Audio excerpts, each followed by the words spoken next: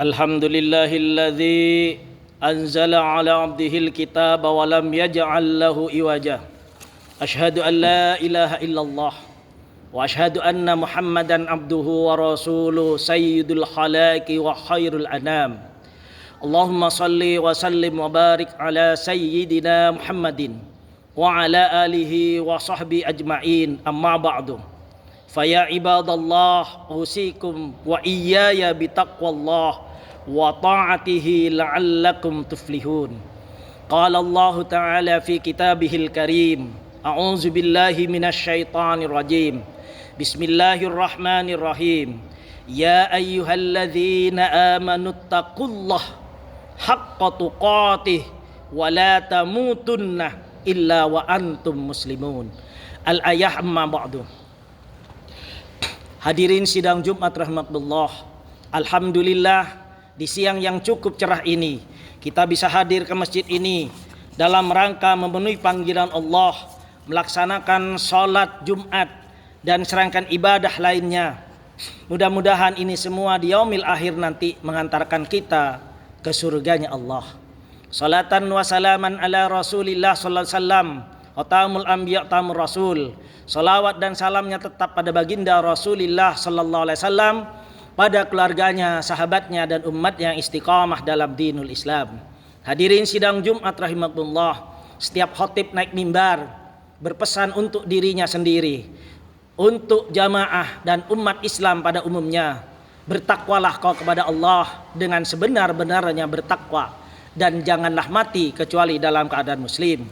Hadirin sidang Jumat rahimakumullah, dalam khutbah yang singkat ini khatib akan menyampaikan atau mentransfer apa-apa yang pernah didengar, apa-apa yang pernah dipelajari oleh ustadz-ustadznya dan seterusnya, yaitu sebab-sebab hancurnya suatu bangsa. Yang pertama, karena kezaliman dan ketidakadilan merajalela. Allah berfirman dalam surat Hud ayat 117, dan Tuhanmu sekali-kali tidak akan membinasakan negeri-negeri secara zalim, sedang penduduknya orang-orang yang berbuat baik. Negara hancur kalau hukum tajam ke bawah, tumpul ke atas. Korupsi merajalela, rakyat kecil tidak dapat keadilan. Yang kedua, kufur nikmat, hidup bermewah-mewahan. Dan apabila kami hendak membinasakan suatu negeri, maka kami perintahkan kepada orang-orang yang hidup mewah di negeri itu supaya taat, tapi mereka berbuat durhaka. Surat Al-Isra ayat 16. Bangsa runtuh kalau elitnya hedon, foya-foya, lupa daratan, rakyat susah, pejabat pamer kekayaan. Hadirin sidang Jumat rahimakumullah. Yang ketiga adalah maksiat merajalela dan dibiarkan. Rasulullah sallallahu alaihi wasallam bersabda, jika zina dan riba sudah terang-terangan di suatu bangsa, di suatu kaum, maka sungguh mereka telah menghalalkan azab Allah. Hadis riwayat Tabrani. Contoh kaum Lut, kaum Ad, kaum Samud hancur karena maksiat jadi budaya, dan tidak ada yang beramar ma'ruf nahi mungkar, tidak ada yang berusaha mencegahnya, tidak ada berusaha mencegah perbuatan tersebut. Yang keempat adalah pecah belah atau hilang persatuan. Dalam surat Al-Anfal ayat 46, dan janganlah kamu berbantah-bantahan yang menyebabkan kamu menjadi gentar dan hilang kekuatanmu. Beda pendapat itu wajar, tapi kalau sudah saling mengkafirkan, kalau sudah saling mencaci maki, kalau sudah saling mengolok-olok, saling bunuh, bangsa akan bubar. Yang kelima, saudara-saudaraku yang dirahmati Allah, pemimpin bodoh dan hianat. Rasulullah SAW bersabda, jika amanah disia-siakan, tunggulah kehancurannya.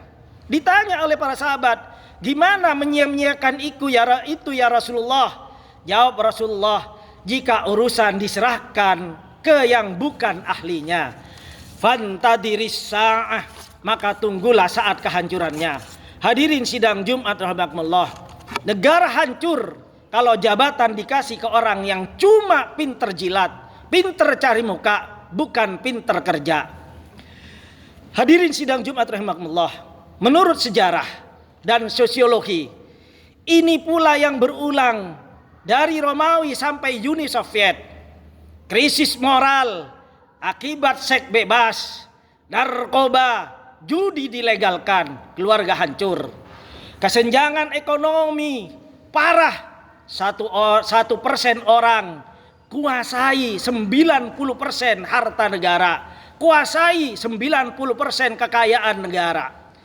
Yang miskin makin miskin, yang kaya makin kaya. Hutang yang ketiga, hutang gak terkendali. Bangsa yang gali lobang, tutup lobang, akhirnya bangkrut seperti Yunani tahun 2010. Hadirin sidang Jumat rahimakumullah, yang kelima adalah hilangnya rasa malu. Koruptor senyum di televisi, pejabat selingkuh malah bangga. Yang kelima, generasi lemah, malas bekerja, malas usaha, malas belajar, mental instan, tidak ada daya juang. Romawi hancur, salah satunya karena rakyatnya malas belajar, malas usaha, malas wajib militer. Yang keenam, ilmu ditinggalkan atau ulama ilmuwan tidak dihargai. Yang viral malah konten gak bermutu. Baghdad hancur sama Mongol pas sibuk debat kusir yang tak ada gunanya. Hadirin sidang Jumat rahimakumullah, Ibnu Khaldun dalam mukaddimahnya bilang, bangsa itu kayak manusia, lahir, muda, tua, lalu mati.